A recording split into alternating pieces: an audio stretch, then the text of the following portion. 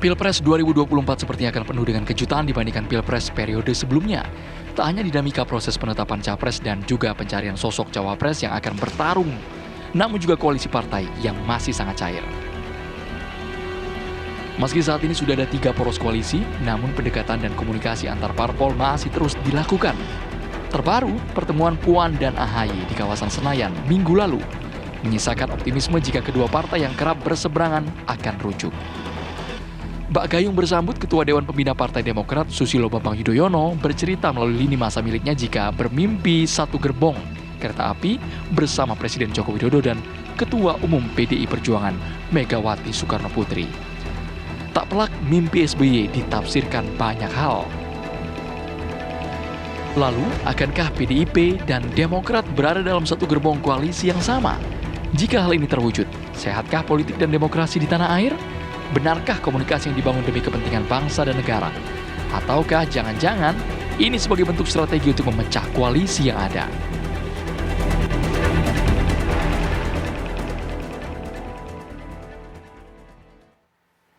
Ya, itu yang akan saya bahas di Apa Kabar Indonesia malam hari ini, memotret pertemuan antara AHY dan juga Puan Maharani hari Minggu lalu, pemirsa, beberapa hari lalu, tapi saat ini masih dibicarakan. Tentu saja masyarakat bertanya-tanya apa maksud dari pertemuan tersebut. Apakah nanti akan terbentuk koalisi baru, Demokrat meninggalkan koalisi perubahan? Itu yang akan saya bahas di Apa Kabar Indonesia malam. 2 narasumber saya sudah hadir di studio TV One. Dan di ujung sana ini sudah ada Pak Nursirwan Sujono mewakili PDIP dan juga mewakili Partai Demokrat, Pak Herman Hairon. Selamat malam Bapak-Bapak. Selamat malam, Waalaikumsalam. Waalaikumsalam. Saya sudah tersambung dengan pengamat politik kita, Mas Khairul Umam, sambil saya juga menunggu ini. Komunikasi saya tersambung juga dengan elit PKS. Wah, sudah ada ini, Bang Mardhani Alisera. Selamat malam, Assalamualaikum warahmatullahi wabarakatuh. Waalaikumsalam. Baik, sebelum saya ke narasumber yang hadir lewat sambungan Zoom, karena yang bertemu adalah yang hadir di sini, maksudnya partai yang hadir di sini. Mungkin saya tanya dulu Pak Herman Hairon, Pak, sebenarnya apa sih maksud pertemuan tersebut? Karena orang sudah tahu bahwa saat ini sudah ada koalisi perubahan. Siapa yang menginisiasi pertemuan tersebut? Menandakan memang langsung melipir ke PDIP atau tidak, seperti apa Pak? Saya kira ya Tuhanlah yang mempertemukan semuanya gitu ya.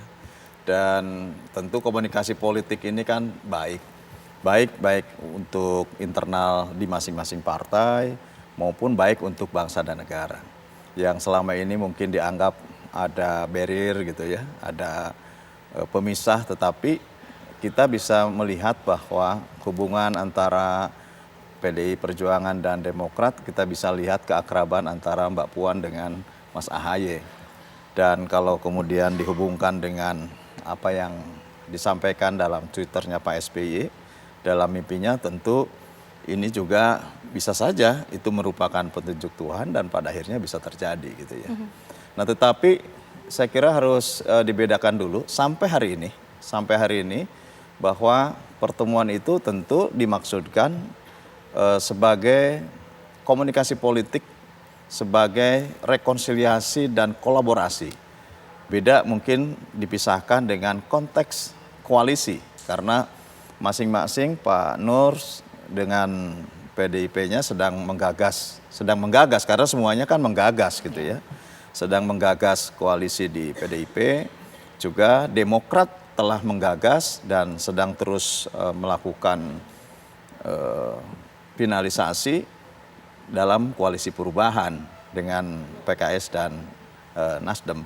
Tentu ini adalah 2 situasi yang sampai hari ini kita coba dudukan dan pisahkan dulu gitu ya. Sehingga tidak mengganggu terhadap bagaimana komunikasi politik yang sedang digagas oleh PDIP dan Demokrat atau Demokrat dan PDIP. Sehingga menuju kepada pemilu 2024 betul-betul ini akan menjadi pemilu yang damai, yang adil dan tentu memenuhi harapan semua rakyat bahwa pemilu ini akan bisa menghasilkan pemimpin yang bagus, yang baik, yang bisa membawa Indonesia lebih maju ke depan, yang dalam kontestasinya ini damai, rukun, dan tentu politik adalah politik, tetapi pada sisi lain adalah hubungan kemasyarakatan, hubungan antar para pemimpin partai juga menjunjung tinggi nilai-nilai kebangsaan. Oke. Satu hal yang menurut saya penting juga disampaikan ya ke publik,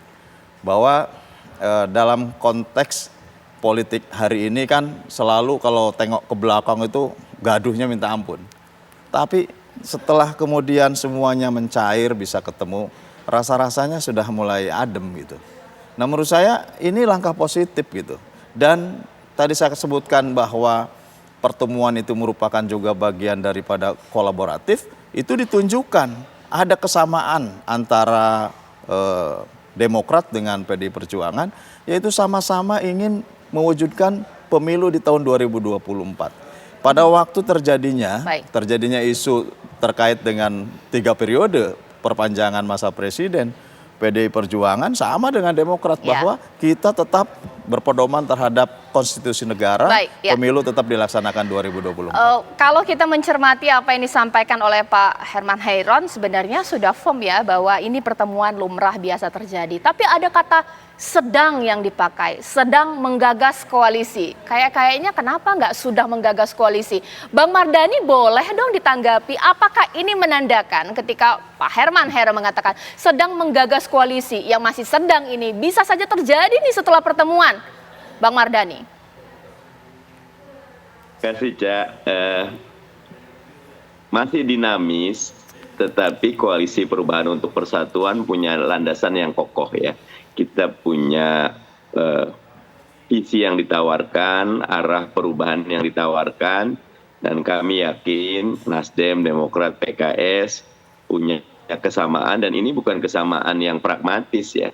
Ini kesamaan yang buat kami filosofis dan juga substansial. Karena ini bukan eksperimen yang mudah ya, karena Pak Jokowi sendiri punya preferensi sendiri dan kami berani untuk menegaskan kita berbeda, karena itu ingin ada perubahan. Sehingga wajar kalau banyak yang bertanya ada apa dengan Demokrat, tetapi kami tetap yakin karena di Koalisi Perubahan untuk Persatuan semua diberikan kebebasan dan komunikasi kita baik, Demokratnya memberitahu dan kita juga yakin. Dan menurut saya sampai belum ada penetapan capres dan cawapres dari KPP, dinamika masih terjadi. Karena itu desakan kami agak sama-sama Demokrat, segera Mas Anies mengumumkan cawapresnya, begitu. Oke, sekarang saya ke Pak Nursirwan. Banyak analisis yang berkembang di masyarakat, Pak. Bertanya-tanya kenapa sih kemudian pertemuan ini dilakukan meskipun rencananya kan sudah banyak terdengar beberapa hari yang lalu. Sempat ada tuduhan juga mungkin PDIP ingin mengotak-ngatik Koalisi Perubahan nih dengan bertemu dengan AHY. Seperti apa, Pak?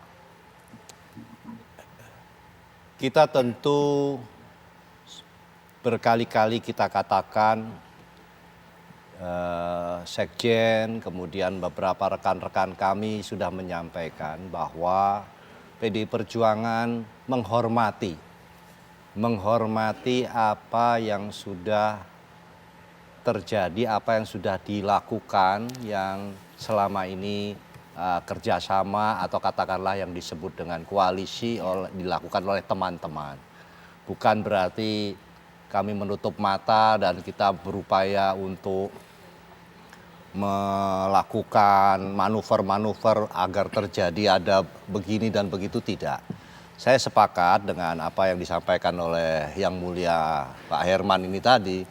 Ya, kita harus memulai dengan sebuah kondisi yang menjadi pembelajaran bagi rakyat ya. Pendidikan politik yang baik. Sehingga salah satunya adalah melakukan komunikasi politik. Tugas itu adalah menjadi tugas partai politik.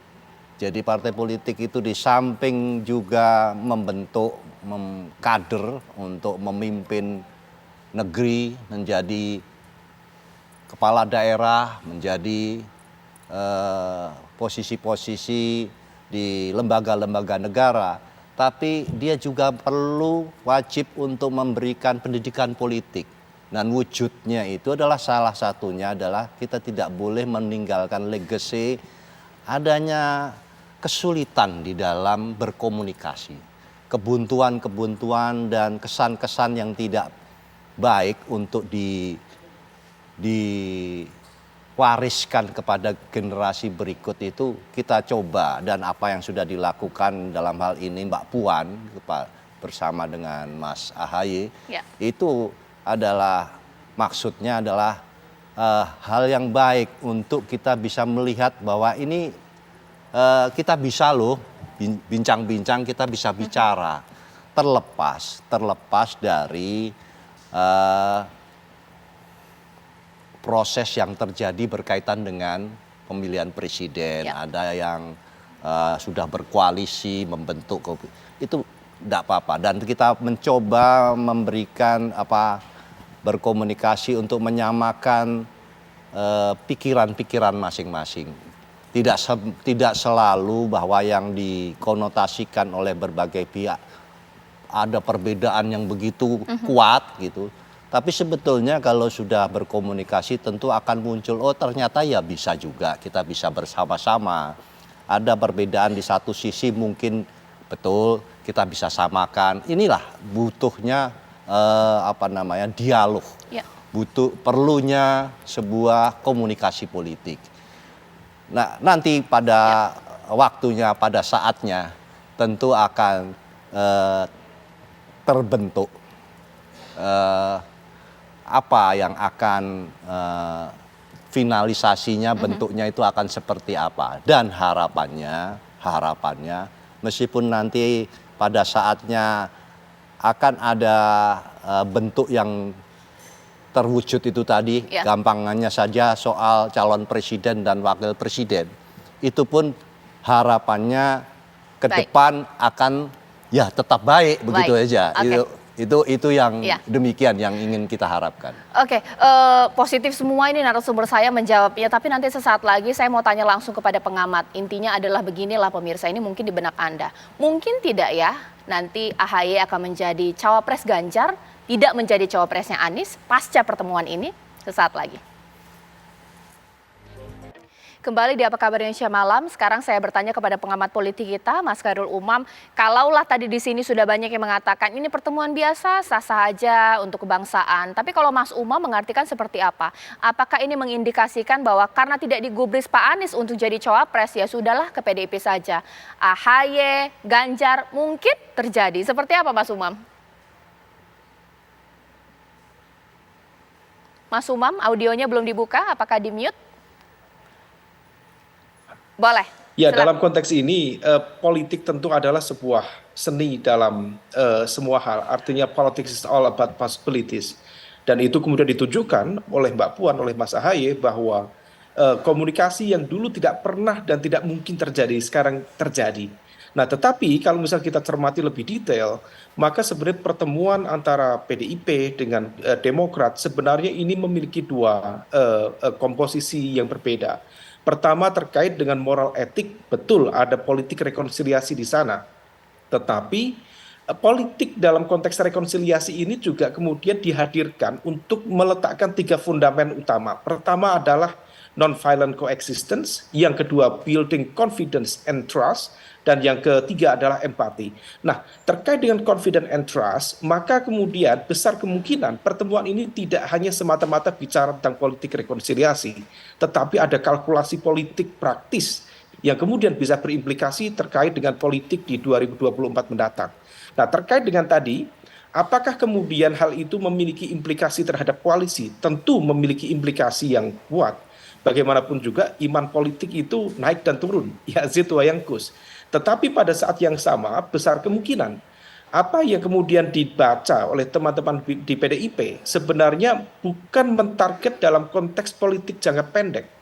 Maka politik jangka menengah yang kemudian memungkinkan untuk dibangun kerjasama strategis dengan Demokrat adalah pada putaran kedua Pilpres 2024. Nah, ini menjadi penting karena bacaan dari peta politik yang ada saat ini, jika kemudian Pilpres dilakukan dengan tiga pasangan capres-cawapres, maka besar kemungkinan akan ada dua putaran.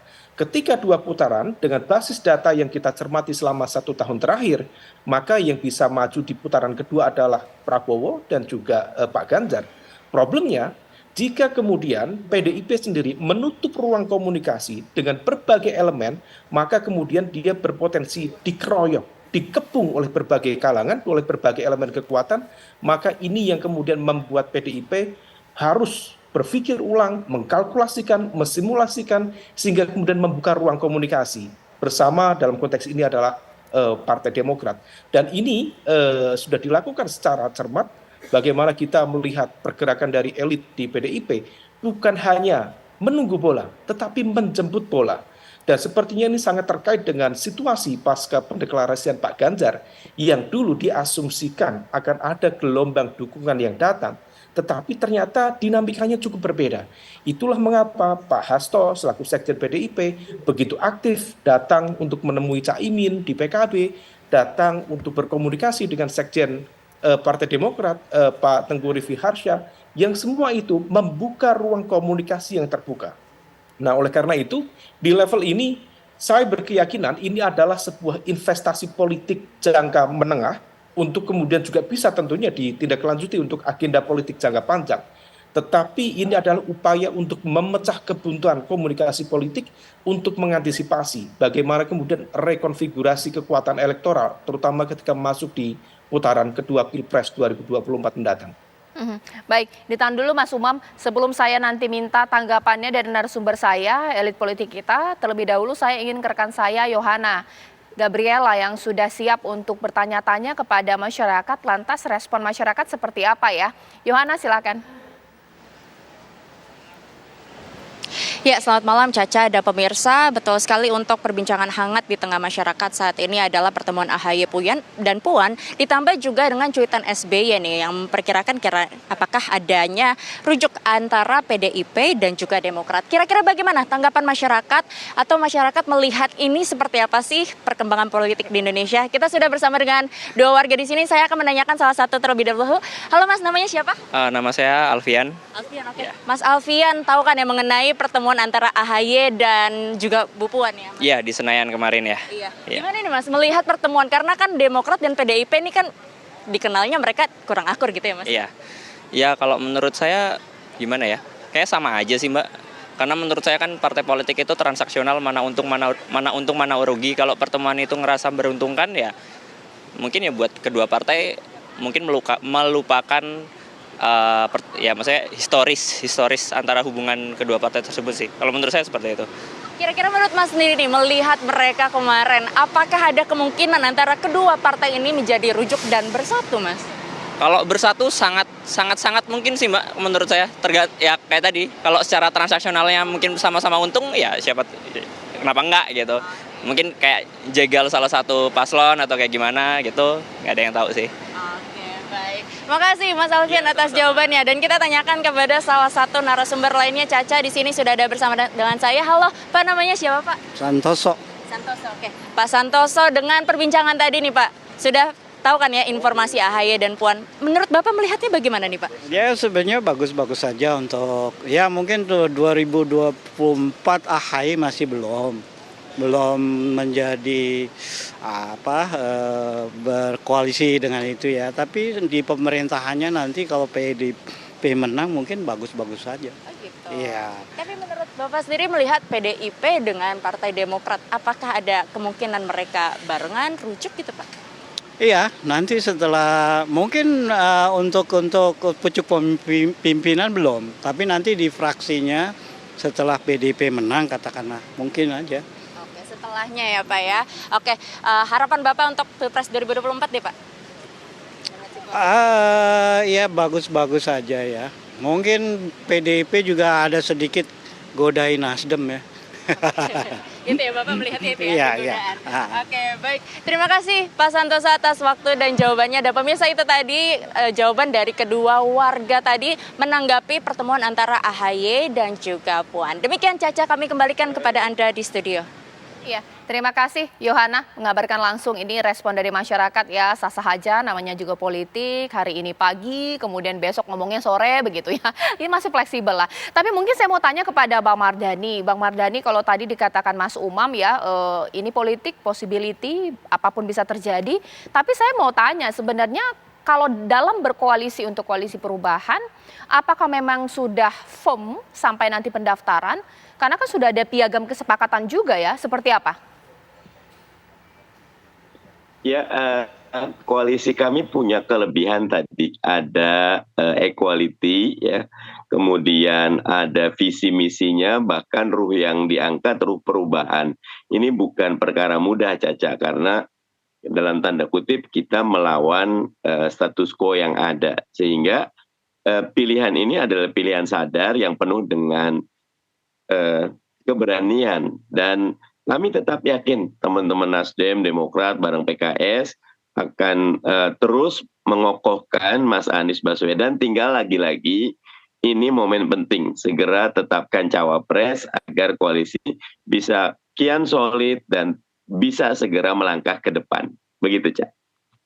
Saya mengutip apa yang dikatakan Bang Mardhani, koalisi perubahan terbentuk melawan status quo saat ini. Mengingat Mas Ahaye kan sebelum-sebelum ini kan begitu gencar mengkritik pemerintahan di bawah PDIP saat ini. Usai pertemuan nggak galak lagi nggak ya? Sesaat lagi di Apa Kabar Indonesia Malam. Oke, boleh dong ditanggapi Pak Herman Hairon? Berkali-kali Bang Mardhani mengatakan bahwa koalisi perubahan ini unik untuk antitesa dari koalisi perubahan ini, antitesa dari status quo saat ini. Ini kan juga semacam apa ya dari Demokrat, ini maksudnya bagaimana? Tidak akan mengkritik pemerintahan sekarang atau mengkhianati koalisi atau bagaimana?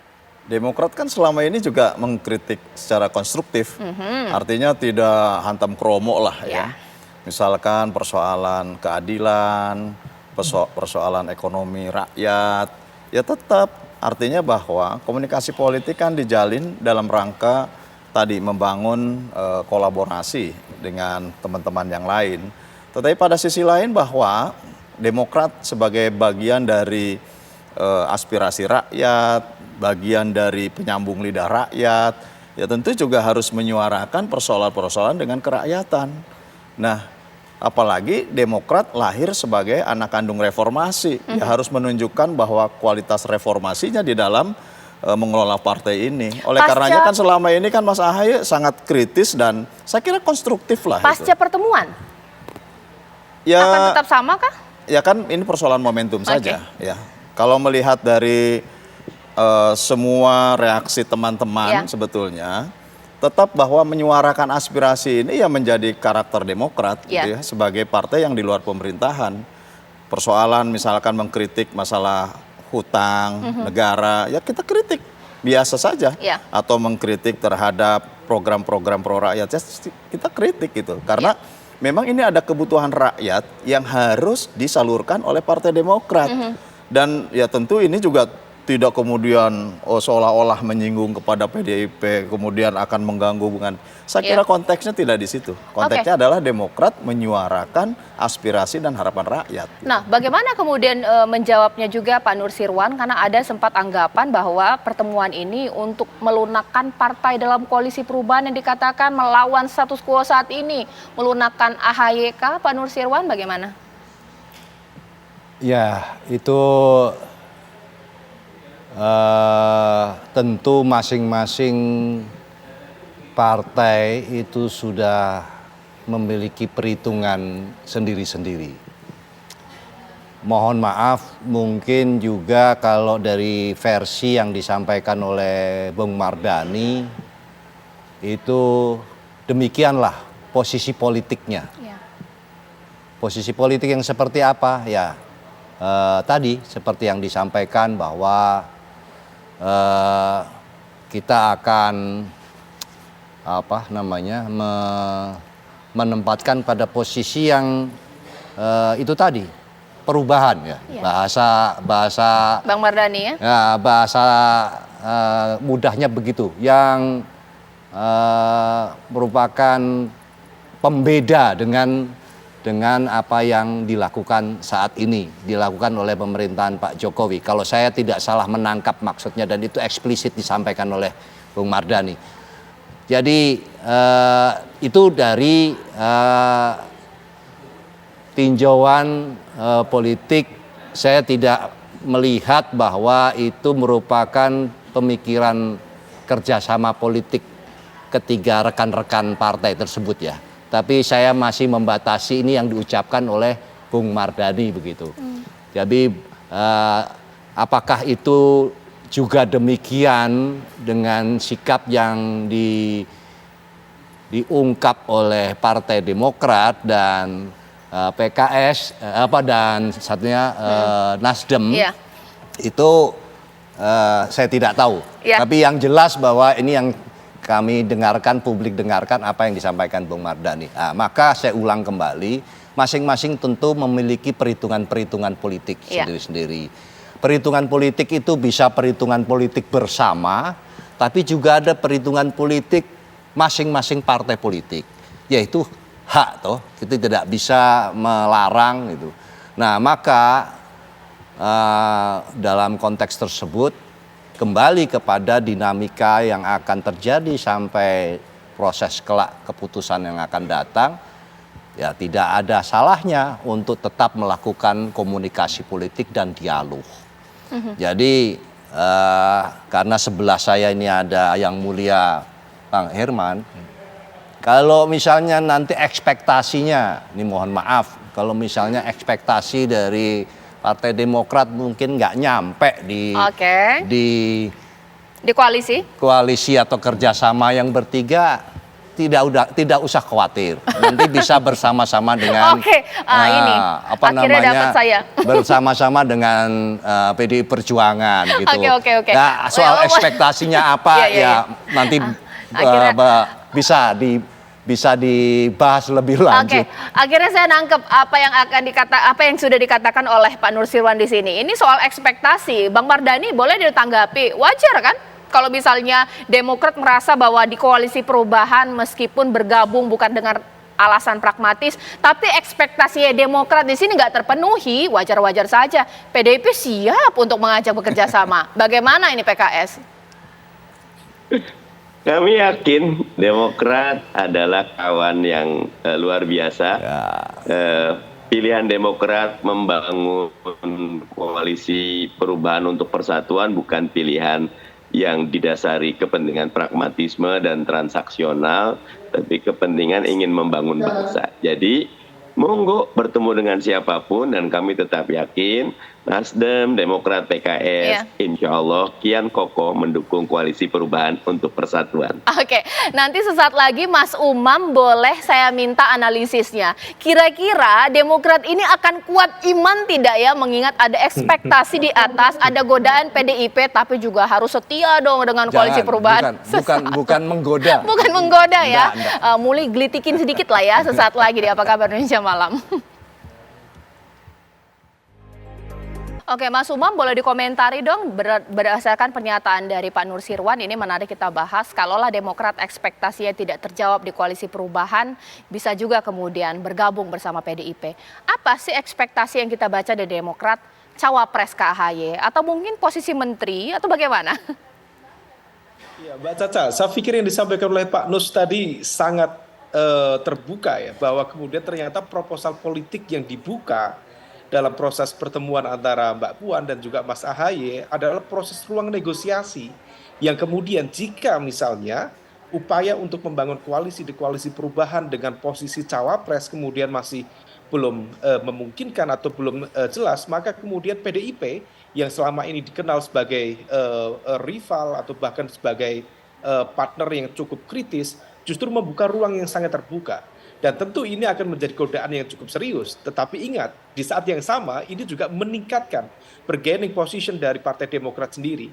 Nah, oleh karena itu tadi terkait dengan konteks impact dari pertemuan ini, apakah kemudian Demokrat akan justru mengayun posisinya, tidak lagi bersikap kritis, tentu Demokrat harus berpikir secara cermat. Karena bagaimanapun juga elektabilitas yang meningkat secara eksponensial di bawah kepemimpinan AHY praktis selama 2 tahun terakhir sebenarnya dihasilkan oleh proses pemikiran dan juga positioning yang kritis terhadap kebijakan-kebijakan pemerintah yang justru memberikan ruang yang terbuka bagi Demokrat. Nah, kalau misal kemudian sekarang di tahun politik dibuka ruang negosiasi, dibuka ruang kompromi, maka kemudian itu harus dihitung secara cermat. Tetapi ingat bahwa dalam konteks politik intinya adalah power sharing. Yang tadi disampaikan oleh Pak Nus adalah power sharing. Kalau misal kemudian ada kemungkinan untuk bergabung, why not? Tetapi saya berkeyakinan Demokrat akan mengambil posisi yang paling menguntungkan dengan positioning dalam konteks politik, baik di Pileg maupun di Pilpres 2024 mendatang. Ya, oke. Pak Herman boleh dijawab dong, sebenarnya posisi AHY sebagai cawapres ditujukan untuk koalisi perubahan sudah final kah? Atau mungkin jangan-jangan bisa juga keluar dari koalisi kalau ditawarin posisi menteri, masih ada mungkin terjadi, bagaimana Pak Herman? Ya kan di dalam piagam kerjasama koalisi sudah dituliskan dan ditandatangani bersama ya oleh 3 partai bahwa urusan cawapres diserahkan kepada Mas Anies Baswedan.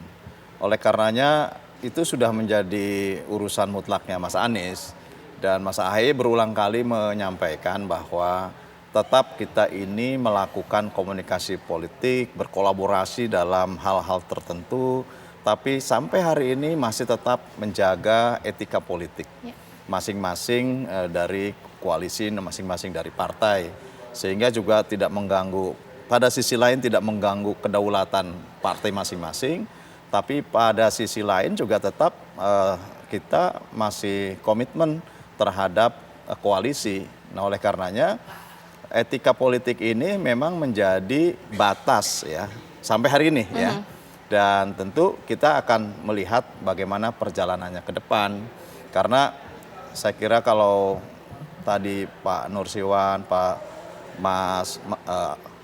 Mardani menyampaikan hal-hal yang kelihatannya bertabrakan, saya kira pada sisi lain kita juga serba mungkin saja dalam dunia politik gitu ya.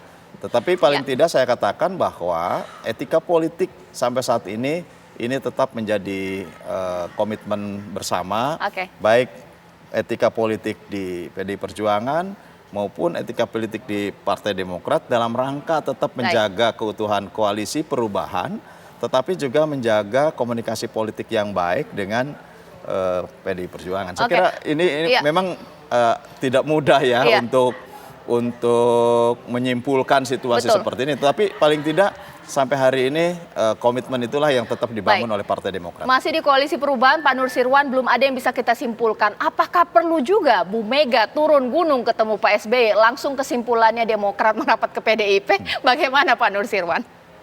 Ya, sudah diawali dengan pertemuan Mbak Puan dengan Mas AHY, ya kita lihat perkembangan selanjutnya.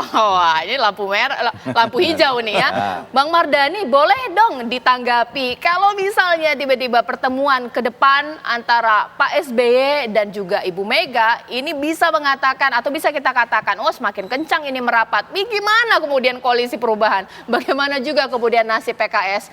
Tanpa Demokrat susah juga ya Pak Anies lolos PT. Bagaimana Bang Mardani? Lagi-lagi seperti Kang Hero sampaikan bahwa tiap partai punya kebijakan masing-masing dan kita sangat menghargai teman-teman Demokrat yang selama ini sangat komit, sangat istiqomah, dan kami tetap yakin walaupun Pak SBY bertemu Bu Megawati, Mas AHY, tetap karena ada kesamaan jalan, ada kesamaan pikiran, ada kesamaan keinginan membangun negeri. Nasdem, Demokrat, PKS tetap kokoh dalam koalisi perubahan untuk persatuan. Oke, Mas Umam, seyakin PKS atau seyakin Bang Mardani tidak kalau SBY ketemu dengan Megawati, koalisi perubahan masih ada Demokrat di dalamnya atau juga tidak? Mas Umam, singkat saja. Ya, kalau Pak SBY bertemu dengan Bu Mega, saya pikir ini akan menciptakan satu kekuatan, bukan hanya koalisi dan juga rekonsiliasi, tapi sebuah mesin politik yang sangat optimal, yang sangat prima. Tetapi saya berkeyakinan situasi ini justru akan membuat teman-teman di internal koalisi perubahan, terutama dari PKS dan juga Nasdem, untuk berpikir ulang dalam proses negosiasi dengan Demokrat. Oleh karena itu, saya mencermati betul besar kemungkinan pasca pertemuan antara Mbak Puan dengan Mas AHY, maka kemudian proses negosiasi itu menjadi cukup intens. Sehingga kalau misal kemudian meletakkan nama Mas AHY menjadi cawapres terkuat bagi Mas Anies, saya pikir itu menjadi sebuah pilihan yang cukup rasional secara politik per hari ini. Nah, oleh karena itu, dinamika ini akan terus berkembang, tetapi saya sangat menunggu betul proposal tadi kemudian di follow up oleh pertemuan Pak SBY dan juga Bu Megawati Soekarno Putri. Baik, mungkin kita tunggu nanti apakah benar-benar terjadi pertemuan antara SBY dan juga Megawati, mungkin menjawab keraguan-keraguan saat ini, gantung raket lah kita istilahnya seperti itu. Bapak-bapak terima kasih, Pak Herman, Pak Nursirwan, Bang Mardhani, Mas Umam, saya Caca Anissa menutup, selamat malam, sampai jumpa.